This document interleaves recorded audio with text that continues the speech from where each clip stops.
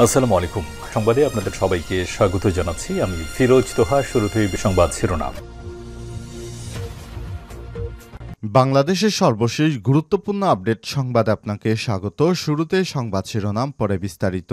শুরুতে জানাব, চট্টগ্রামের মিরসরাইয়ে বিএনপির দুই পক্ষের সংঘর্ষের আশঙ্কায় ১৪৪ ধারা জারি। চট্টগ্রামের মিরসরাইয়ে বিএনপির নবগঠিত কমিটি এবং পদবঞ্চিত নেতাদের মধ্যে আধিপত্য বিস্তারকে কেন্দ্র করে সংঘর্ষের আশঙ্কায় উপজেলা পরিষদ চত্বরের ৫০০ গজের মধ্যে ১৪৪ ধারা জারি করেছে প্রশাসন। আজ বুধবার ২৬শে মার্চ সকাল ৮টা থেকে আগামীকাল ২৭শে মার্চ সকাল ৮টা পর্যন্ত এ আদেশ জারি থাকবে।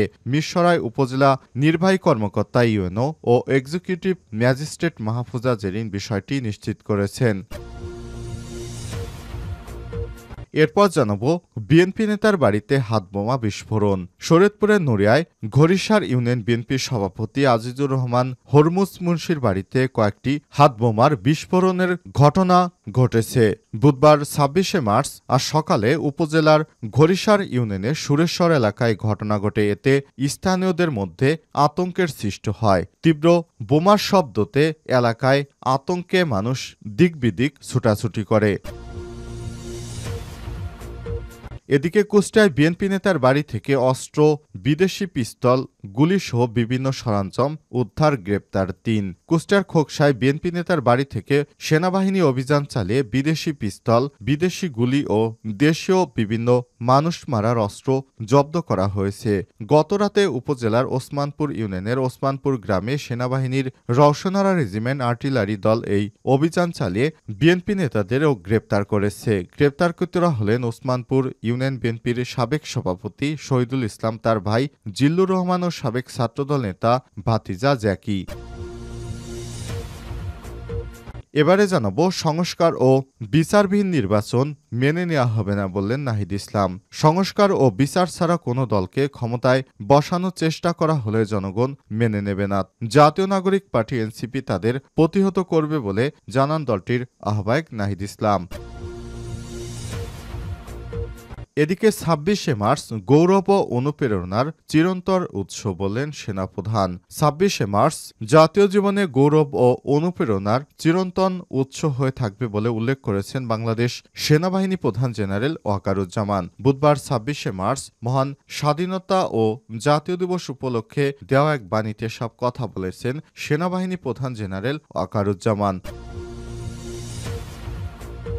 এবং সর্বশেষ জানাবো, বাংলাদেশকে অভিনন্দন জানিয়ে সহযোগিতার প্রতিশ্রুতি জানিয়েছে মার্কিন যুক্তরাষ্ট্রের পররাষ্ট্রমন্ত্রী। আজ ২৬শে মার্চ বাংলাদেশের মহান স্বাধীনতা ও জাতীয় দিবস। ১৯৭১ সালের এই দিনে মুক্তি সংগ্রামে ঝাঁপিয়ে পড়েছিল মুক্তিকামী বীর বাঙালি জনতা। দেশের নানা কর্মসূচির মাধ্যমে দিবসটি পালিত হচ্ছে। আর এই দিবসে মার্কিন যুক্তরাষ্ট্র স্বাগত জানিয়েছে। মার্কিন পররাষ্ট্রমন্ত্রী মার্কো রুবিও বাংলাদেশকে স্বাগত জানিয়ে এক বিবৃতি জানিয়েছে মার্কিন যুক্তরাষ্ট্র বাংলাদেশকে সহযোগিতা করবে। তাদের সহযোগিতার কথা পুনর্ব্যক্ত করেছেন তিনি। প্রিয় দর্শক, এতক্ষণ শুনছিলেন সংবাদ শিরোনাম, এবারে বিস্তারিত। তবে তার আগে বন্ধুরা, অনুরোধ থাকবে এই সংবাদটিতে একটি লাইক দিন। এই চ্যানেলে আপনি নতুন হয়ে থাকলে আমাদের সংবাদটি দেখতে দেখতে চ্যানেলটি সাবস্ক্রাইব করে রাখুন। কমেন্ট করে আপনার মূল্যবান মতামত জানিয়ে দিন আপনি বিশ্বের কোন দেশ থেকে বা বাংলাদেশের কোন স্থান থেকে আমাদের সংবাদটি দেখছেন এবং শুনছেন। এবারে বিস্তারিত। মিরসরাই বিএনপির দুই পক্ষের সংঘর্ষের আশঙ্কায় ১৪৪ ধারা জারি। চট্টগ্রামের মিরসরাই বিএনপির নবগঠিত কমিটি এবং পদবঞ্চিত নেতাদের মধ্যে আধিপত্য বিস্তারকে কেন্দ্র করে সংঘর্ষের আশঙ্কায় উপজেলার পরিষদ চত্বরে ৫০০ গজের মধ্যে ১৪৪ ধারা জারি করেছে প্রশাসন। বুধবার ২৬শে মার্চ সকাল ৮টা থেকে বৃহস্পতিবার ২৭শে মার্চ সকাল ৮টা পর্যন্ত এই আদেশ জারি থাকবে। মিরসরাই উপজেলা নির্বাহী কর্মকর্তা ইউএনও ও এক্সিকিউটিভ ম্যাজিস্ট্রেট মাহফুজা জেরিন বিষয়টি নিশ্চিত করেছেন। জানা গেছে, বুধবার সকাল ৯টায় চট্টগ্রাম এর উত্তর জেলা বিএনপির যুগ্ম আহ্বায়ক নুরুল আমিন চেয়ারম্যান কর্মীদের নিয়ে উপজেলা কেন্দ্রীয় শহীদ মিনারে ফুল দিতে শ্রদ্ধা নিবেদনের কথা ছিল। অপরদিকে বেলা ১১টায় উপজেলা বিএনপির আহ্বায়ক আব্দুল্লাহ আল চৌধুরী ও সদস্য সচিব আজিজুর রহমান চৌধুরীর নেতৃত্বে আরেকটি গ্রুপ শহীদ মিনারে ফুল দিয়ে শ্রদ্ধা নিবেদন করবেন। উভয় পক্ষের মধ্যে আধিপত্য বিস্তারকে কেন্দ্র করে সংঘর্ষের আশঙ্কা ১৪৪ ধারা জারি করেছে প্রশাসন। মিরসরাই ইউনিয়ন মাহফুজা জেরিন বলেছেন, জনগণের জানমাল এবং সরকারি সম্পত্তি রক্ষার্থে উপজেলা পরিষদের 500 গজের মধ্যে আজ সকাল 8টা থেকে আগামীকাল বৃহস্পতিবার সকাল 8টা পর্যন্ত ফৌজদারি কার্যবিধি 144 ধারা অব্যাহত থাকবে। ওই সময় সব ধরনের সভা সমাবেশ, বিক্ষোভ মিছিল, গণজমায়েত ও 5-এর অধিক মানুষের চলাফেরা সম্পূর্ণ নিষিদ্ধ ঘোষণা করা হলো। তবে মহান স্বাধীনতা দিবস ও জাতীয় দিবস যথাযোগ্য মর্যাদায় আয়োজন সহ আইন শৃঙ্খলা রক্ষায় নিয়োজিত কর্মীদের ক্ষেত্রে এ আদেশ প্রযোজ্য হবে না। বিএনপির নেতার বাড়িতে হাতবোমা বিস্ফোরণ।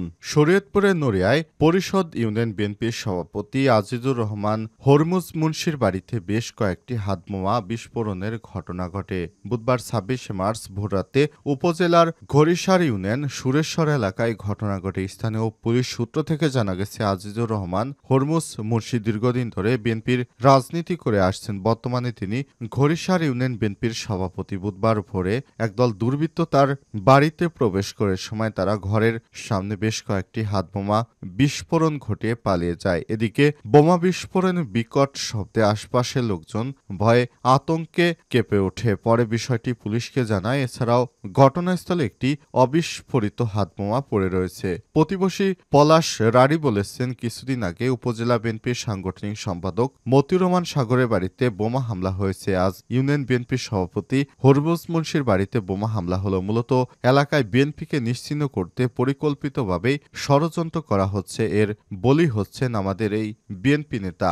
দীর্ঘদিন আত্মগোপনে থাকার পর বিএনপি নেতারা শিক্ষার্থীদের আন্দোলনের হাত ধরে ঘরে ফিরতে শুরু করেছেন। এরপর পালিয়ে থাকা কিছু আওয়ামী লীগের দুষ্কৃতকারীরা এ ধরনের বোমা বিস্ফোরণ ঘটিয়েছে বলে অভিযোগ বিএনপি নেতাদের। তাদের অভিযোগ, এই দুষ্কৃতকারীদের গ্রেপ্তার করতে হবে এবং অবিলম্বে তাদেরকে আইনের আওতায় নিয়ে আসতে হবে।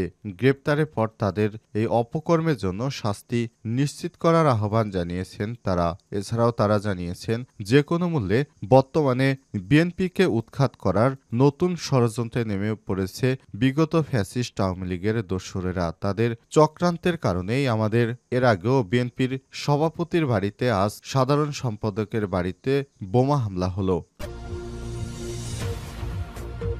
কুষ্টিয়ায় বিএনপি নেতার বাড়ি থেকে অস্ত্র জব্দ, গ্রেপ্তার 3। কুষ্টিয়ার খোকসায় বিএনপি নেতার বাড়িতে অভিযান চালিয়ে বিদেশি পিস্তল, গুলি, দেশীয় অস্ত্র জব্দ করেছে সেনাবাহিনী। গত দিবাগত রাতে উপজেলার ওসমানপুর ইউনিয়নের ওসমানপুর গ্রামে সেনাবাহিনীর রওশনারা রেজিমেন্ট আর্টিলারি দল এই অভিযান চালায়। গ্রেপ্তারকৃতরা হলেন ওসমান ইউনিয়ন বিএনপির সাবেক সভাপতি শহীদুল ইসলাম, তার ভাই জিল্লুর রহমান ও সাবেক ছাত্রদল নেতা তার ভাতিজা জ্যাকি।